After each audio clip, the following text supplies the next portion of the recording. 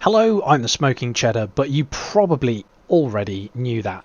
So today what we're going to do is we are going to look at some battle data for a change. We're going to do a little bit of data digging and we're going to see how the battle data works, how to read it. Now, the battle data is quite important, and over this last week I've had maybe 2 or 3 messages in game. 3 I think from individuals regarding they don't understand certain mechanics. Now it was upon the second one I was like, maybe we should do a video on that, and on the third one I was like, I'm just going to do a video on that instead of a unit build this week. So what we're going to do is we're going to review some battle data. I'll compare it to my own and I'll try and explain what I can see, and hopefully you will then be able to grasp a little bit more about the battle data and where it comes from. We're going to start off with an air battle that comes from a player in Snoop, I believe, or involved a player from Snoop. Snoop, in fact, was the player from GBR. I'll get my words right. And as you can see here, we have 30 kills to 90 deaths. Now, I have not actually reviewed this battle data at all yet. All I did was open it, saw that it was a fighter, and went, we'll start with this one. So, as you can see here, we have a healing shield, we have a damage suffered, we have a damage inflicted. We can also see here we've got enemy commanders involved in the battle versus your fighter. So now we've got 30 kills to 90 losses.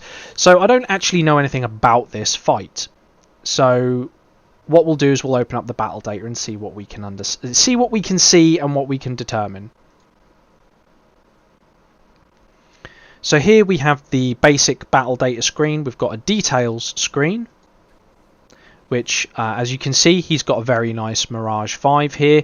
We've got gold plus plus HP. We've got a gold plus plus firepower and interceptor and accuracy. We also have a non-camp specific gold plus plus engine part here. You need to work on that. That needs to change. I'm just being picky. We've got the unit stats up here with an HP of 1.2 mil and a firepower of 3.48, closing in on that 3.5. We've got an intensity of 65% and a damage resist of 67. All in all, that is actually a pretty good fighter. So let's have a quick look and see what else we can see.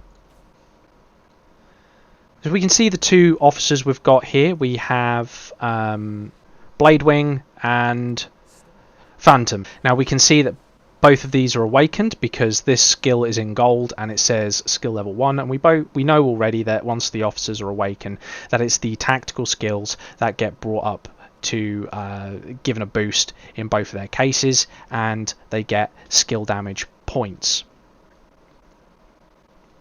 We can also see here what trained skills they've got, but we'll get back to that later. Let's have a quick look at the battle data versus inflicted and suffered, and healing versus shield. So here we can see on the damage dealt screen, we can see how much damage we dealt to each individual enemy fighter. And also we can see, I'll get to that if you're confused. And we can also see what their loadout is. So we can see what officers they've got, what skills they've got. We can also see damage taken. Now this is going to tell us a little bit more about what was going on during this battle report. As you can see here, we've got a 9.3 million damage done by the base. That means you were fighting inside the base anti-aircraft range. We've got an 8.9 million damage dealt by the enemy fighter, and if we compare that to our own damage here, you can see our own damage is not quite as high. I think we're pretty close. Let's get the old calculator out and see how close we actually are. If we add both of these damage types together, we've got a 6.87 plus a 2.47. That gives us a 9.34 damage output versus a 8.94. So we were out damaging this enemy fighter. So in a straight up one-on-one without any of these others involved, we would in fact win this fight in a one-on-one if the fight was just to go on indefinitely. And as you can see here, we can see what again what skills are being used and what train skills are being used, and you can cross-reference these in your own time when you're looking at your own battle data. But more importantly, we can also see that he's also rocking a Mirage 5. We can see there's no part equipped in the auxiliary system, and we can see that we've got firepower, intercept and HP, and only one of these is faction specific, so we're only getting the 30% bonus. Now that's a good tell there, 30% bonus. So he's got wrenches in this, so this is going to be dealing quite a lot. And if we compare that to Snoop, who this belongs to, you can see we've also got a 30% bonus, indicating we've got some wrenches in this as well. So, you know, on fighter fronts, these are fairly balanced fighters. Snoop's fighter looks like it's struggling slightly. We'll get to that. Now, 69k in skill damage to yourself. There is actually a Blade Wing ability where you can deal damage to yourself, but there's also a Blade Wing ability where you can heal yourself. So if we go back, to the other page here, you'll see that we've got 151k in healing. So let's have a quick look at Blade Wing.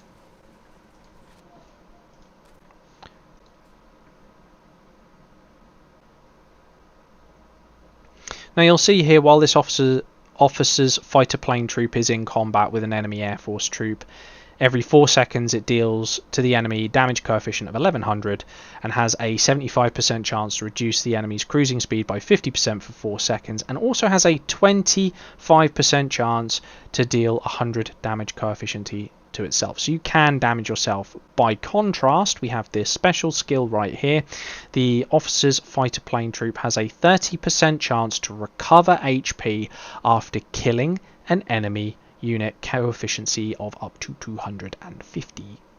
That is why you're healing your own fighter. As you can see here, we've got additional critical strike damage. Now I noticed this was on the enemy interceptor that Snoop was fighting. We also have an intercept buff on, this is on my one, we have an intercept buff on mine, and that's because I like my intercept to be as high as possible. If they try to disengage and they do have that slowdown, I can then re-engage immediately. I can use my intercept and crit bonuses to immediately score a kill and heal the fighters. It's a trade-off. I'm losing cruising speed by doing this, but it is what it is. You have to make these decisions and then you have to play with them. In terms of how he should probably be using this fighter, the Vanguard fighter is not particularly durable over enemy bases. So with all of this damage he's now taken as a result, as we can see from the battle data, over half of the damage was being dealt by the enemy base, and that means as a result, you know, if we're just comparing damage on damage, fighter on fighter, your fighter is going to win this battle, hands down, every time. Do not give the enemy a chance to pop off rounds at your fighter by any means. It's not set up for tanking. So this is a good set of battle data we can learn from this as a community, as individuals, and we can also use our own battle data to see what we can learn in terms of how we're going to destroy our opponent. So let's move on to another piece of battle data. And here we've got some naval battle data, and I've only briefly skimmed over this. And you can see we've got a nice chunk of kills. This comes from Dead Man Walking 53, and this is in from the L4 I'm currently in. Dead Man is my R5, and he just wanted me to have a look at this because he was a bit unsure as to what was going on. So here's my explanation. I didn't see the battle. I only saw it after the fact through this battle data. Now this one's a pretty good one to show you because we have both a green and blue in the healing and shield, and they are healing green and blue shield respectively. And we can see we've got a 9.9 damage mitigation margin here, or healing, while we've got an 87.8 damage output versus the damage suffered of 13.6. We can see that it's inflicted. We can see here that it's healed 1.2 7, and we can see here that it's shielded 8.1.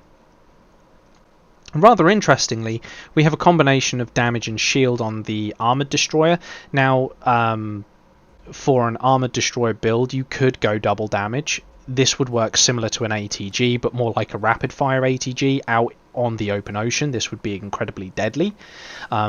Inside a base, it'd be incredibly deadly for a base defense. In terms of sieging an enemy base, it's going to be completely pants because it relies on dealing penetration damage against sloped armor, and obviously the base doesn't have sloped armor, so you're going to be trying to use as much of that firepower in the skill damage set as possible. But we're limited on officers at the moment, so it's a good idea to chop and change as you see fit. What else have we got here? We do have a anti-air destroyer. He's a destroyer man like myself. And we can see here we've got no particular officer build-up. We've got 8.0 max at 120. And yeah, we've got 24 and 48. So this is a pretty good set of battle data as well. Let's start off by looking at... I'll tell you what, let's look at the armoured destroyer first. Let's have a look at its damage taken. None taken so far. So this must have been a base defense. And you can see here in the base defense that we've managed to absolutely ruin several armored destroyers. We've got a double shield here, and this is why damage is important on your armored destroyer. If you are going to be more defensive, you probably want to look for more of a damaged armored destroyer, because it is just going to keep shooting, and it's going to shoot at a higher rate than the enemy armored destroyer can heal. That's a good tip, and that's what Dead has kind of accidentally done here. He could improve it by having an extra damage on there, but without more officers available to us as players for the Navy, unfortunately we're stuck with what we've got. So 1 damage and 1 shield is perfect for out on the open ocean at the moment. And you can see here the double shield officer did not stand much of a chance. And we've got another double shield officer here that also took quite a heavy beating. This had both... No, so this is a damage and shield. So damage and shield, but both are awakened. And we have another armoured destroyer here lacking awakened officers as well.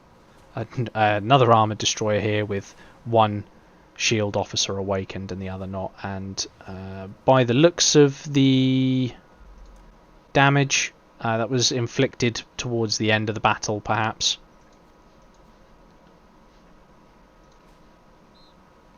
Let's see what his missile destroyer... Oh no, that was the missile destroyer, was it? No, that was the armoured destroyer. I'm getting confused. Yeah, that was the armoured destroyer. So look at the missile destroyer. We can see here that the missile destroyer was doing a lot of pop-out attacks. And you can see here that we were absolutely getting hammered by enemy missile destroyers left, right and centre. And on the odd occasion when they were in range, these armoured destroyers were absolutely chunking hit points. And we can see that the armoured destroyer was just tearing through this. You got to remember also, I am in Silver 2 currently. I wanted to play Silver 2. I find Silver 2 more fun. Sorry, I just didn't like Gold. We can see here that he's got okay parts. These aren't terrible. Like, these are good standard parts to have. We can see we've got 1.4 mil in firepower and 790k in HP. We've got pretty high intensity and resist combined. We have 2 shield officers. 1 is awakened with the 30% bonus, so his level cap of 60 is shown there as well. But you can see the missile destroyer managed to really hurt this ship. And these battle datas are good for being able to show you how you're doing in your defense against enemy units. These are good for being able to show you how you're dealing in ship-to-ship fighting against other enemy players out on the ocean. And more importantly, they're also good at showing you where you're taking damage mostly from. So here we can see that an armoured destroyer was in range, and this is a damage shield respectively, and we can see this one absolutely tore through the hull with a 3.68 million in damage. This one here dealt over 1 million in unit damage with 700k in skill, and again this was a This was only a 7.1 against his 8.0, with a level 3 across the board damage and a level 1 across the board on shield. So even this is quite deadly against an armoured missile destroyer. So we're starting to learn here, we're starting to see that you can mix your shield and damage output on your armoured destroyer, and you can see results against other warships quite clearly. And we learn all of this just from damage taken. Okay, we can also look and see what the parts are. And we can see this guy's actually been pretty smart. He's gone for half firepower, half HP, and that's reflected in his for his auxiliary slots, his slot 4s. You can see that that's reflected in his officers, whether that's intentional or not. He's got 1 damage officer, and that is going to be backed up by the firepower, and he's got 1 shield officer that's going to be backed up by the HP. Is this thing going to be the best at tanking enemy bases? No. Is this thing going to be best at dealing damage at enemy bases? No. Are you going to want this ship in a big fleet just in case the main soak gets sunk?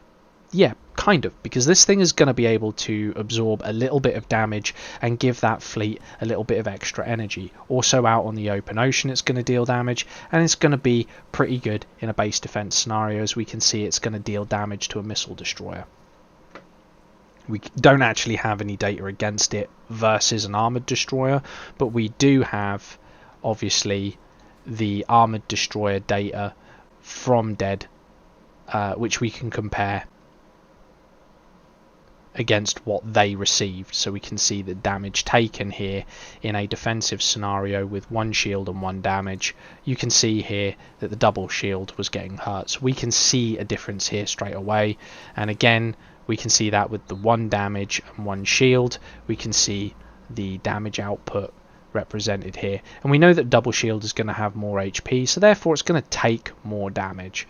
So we've learned that a shield plus a damage officer on the armored destroyer is actually in fact a very good combo. Battle data, people, read it.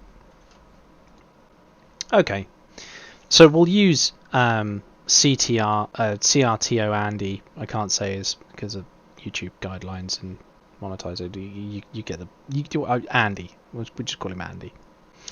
So here's one from the 24th, so about nearly a week ago at this stage of time of recording, and you can see here that we've got a healing and shield, we've got damage suffered, and we've got base blown up versus kills. So we can see that we had a successful attack on his base, we can see exactly how much damage we've done, and we can see where the damage absorption took place. 50-50 on healing and shield. Now here's the extra cool bit. We can look at the battle data here. We can look at the damage taken. So with this battle data we can see that Andy has 27.9 million in unit damage output. And we can see that it comes directly from an RL. Obviously it's going to be capped down as it's level 208.1 and we are in silver 2, so that's going to be brought down to 120 at 8.0. So it's going to be running at cap. And we've got a 7.3 million in skill damage. Now obviously there's a 20 million difference there. So what can we do and what can we learn from this initial piece of data? Well, we can have a look here. We can see that he's kitted out for firepower in its entirety. And we can see that he's put in wrenches, at least up to classic, with 30%. I think 30% might even be modern. Either way. That means next time I attacked his base, we can also see here the length of time is 36 seconds. So the following time I attacked his base, you can see here we've got 37 seconds. Damage on our soak unit here, damage taken, is now massively reduced. Why is it massively reduced? Well, this is the whole point of the video, is that this battle data specifically you can then use in conjunction with your tactics cards. So we know that the RL deals 350% unit damage blast to a fortification, and infantry when they're in a bunker class as a fortification. So we know the unit damage is going to be exceptionally high. So we can use this skill here, Hybrid Armor, which gives us a blast mitigation bonus of 300%. That's why the unit damage was so low. It had nothing else to do with anything else. All I did was I read the battle data, saw how much damage I was taking as a result of attacking his base and where that damage was coming from. I then went to this section and I went and looked for a skill that would enable me to mitigate that damage dealt to him in a single run, or dealt by him in a single run, I should say. So then I was able to counteract that, although it technically says I took a second longer. That could be for any reason. I could have waited to start for a whole second, I don't know, but the point is we can see a visible reduction in the damage being dealt by his base. So read the battle data, people. The battle data is there for you to use, and then you can use your tactics cards in conjunction with that. And that goes for offensively and defensively as well as in base to base or out in the field. You can use the battle data very well, and all I did there, I didn't do anything magical. All I did was look at a time I attacked his base and then went to the time I attacked his base next, and I went and reviewed the previous set of battle data, and I looked for a way inside my tactics cards where I could win hands down, no problems. And there you have it. Anyway, I've been the Smoking Cheddar. I've been interrupted 3 times during this video, and you have been very patient. Thank you very much for watching. A link to the Discord will be in the description box down below. It is hot out there. Please remember to drink some water.